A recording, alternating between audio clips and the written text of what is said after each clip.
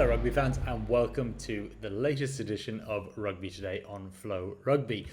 Plenty of news from the world of rugby as there always is, and the headline is of course Springbok legend Eben Etzebeth has received a very lengthy ban for his eye gouge attempt on Alex Mann in the Springboks' record 73-0 victory over Wales in Cardiff just last week. Etzebeth was caught in a bit of a scuffle with the Welsh pack as there seemed to be a bit of a carryover from an event earlier in the match and just reached out and was caught in a really bad position, went with a thumb into the eye. The jury found that it was an intentional act and they handed him an 18-week suspension with 6 weeks knocked off for Etzebeth's exemplary record throughout his long and distinguished career.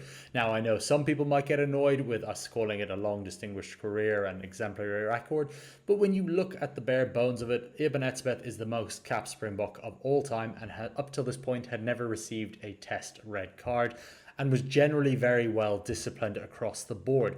Always playing up to the line, but very rarely crossing that line. So this was a very disappointing event on a number of fronts, and I'm pretty sure Etzebeth will be kicking himself. Now, the big clue that this was going to be a long suspension was earlier in the day when the Sharks deactivated him from their Investec Champions Cup campaign squad, so that means he's just not eligible for selection throughout that tournament in particular. And when you look across, I've got the matches that he's missing here in front of me. He's going to be out, with the final match that he's suspended for is on the 27th of March, and that would be the Sharks against Cardiff Rugby in the United Rugby Championship. Now, some people might feel this was a lenient ban. 12 weeks for an eye gouge is certainly on the lower end of what we've seen previously when you think back to Julien Dupuis of France with his eye gouge back in the day on Stephen Ferris. But really, this is a very different incident, in my opinion anyway.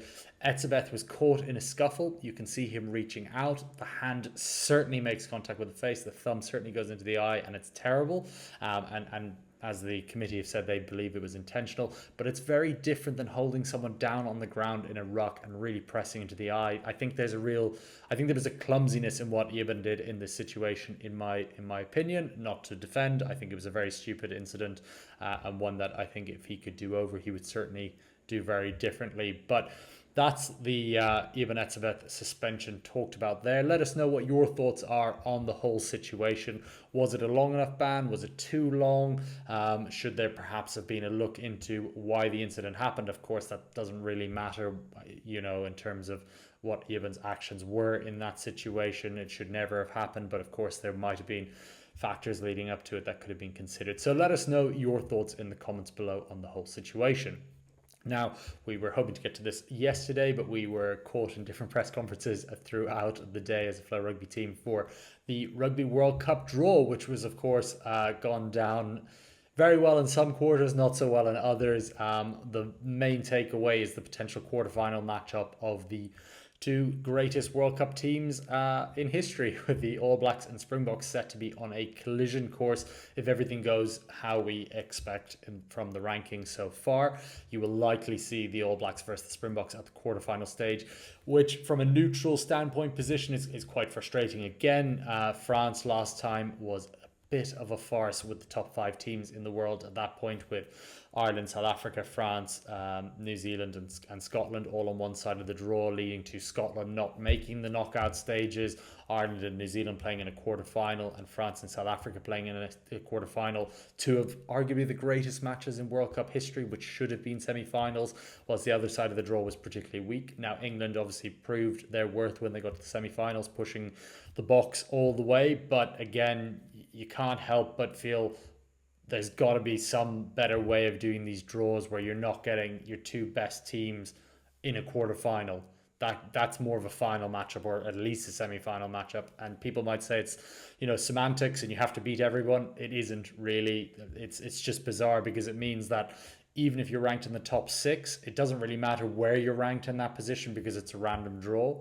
Really, I think if you are wanting to value the world rankings, why would it not be the top ranked team Springboks playing against someone from band 2, for example, and why couldn't you go, 1 and if we're going 12 in band 2 and then work that way up till you meet in the middle, just to sort of reward those teams, if that makes sense. So the higher ranked you are, the lower you should have a seeded opponent in the pool stages.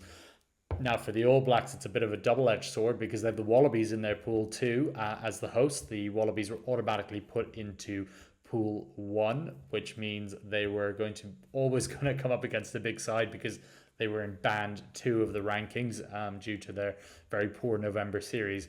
But would you bank against the Wallabies being a real force in 2 years' time? I certainly wouldn't. So that's going to be a cracking pool match. Other big pool matches, you're going to have Ireland and Scotland, which is a huge game when you look at what could come out of this one. So the winner will go into what should be a very easy round of 16 against a second or third ranked team.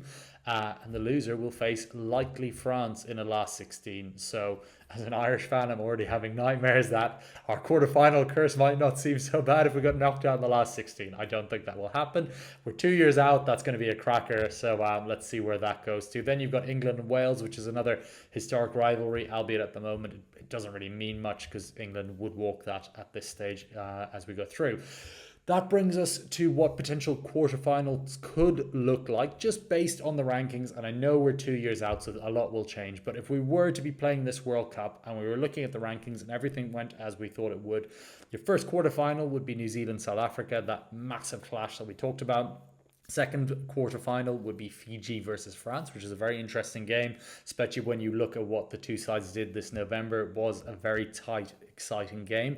Then you've got Australia, England, going back to the last time Australia hosted the Rugby World Cup, of course, in 2003. That was the final, and arguably, from a neutral standpoint, probably the greatest final of all time, just in terms of the back and forth nature, going to overtime, the Wilkinson drop goal, going into lore. So that was a heck of a match. So that'll be a really exciting quarterfinal if this goes the way we expect it. And then Argentina versus Ireland, from an Irish perspective, a team that they really don't have a good track record against in World Cups, but across the board actually have a pretty good track record. So that should be a really intriguing matchup too. Again, plenty of water to go under the bridge before we get to that stage, but those would be your quarterfinals at this stage. So again, what do you think about the way World Rugby do these draws? Should a higher ranking be more rewarded? Should the first ranked team play the last ranked team in band 2 and so on and so forth? Or does it really matter in the grand scheme of things when you play teams? Again, drop that in the comments below. So that is your rugby news from today. We really hope you enjoyed that. And of course, don't forget you can catch all of the Investec Champions Cup action live and exclusively on FloRugby this weekend. We will be sharing all of the matches for free on our YouTube channel. That will be for US-based audiences only, of course, as we are the US broadcasters and we don't have global rights on that one. So make sure you drop in and check out those matches if you're based in the US. Of course, they're also going to be on our subscription model for the rest of the tournament. So we will have you covered for every round of the Investec Champions Cup. And when that takes a break, we will have the BKT United Rugby Championship, Gallagher Premiership back, and of course, Super Rugby peering around the corner. Hope you enjoyed this video, and don't forget to drop those comments below on what you thought of the World Cup draw and of course on Eben Etzebeth's suspension. Thanks again for checking out the video.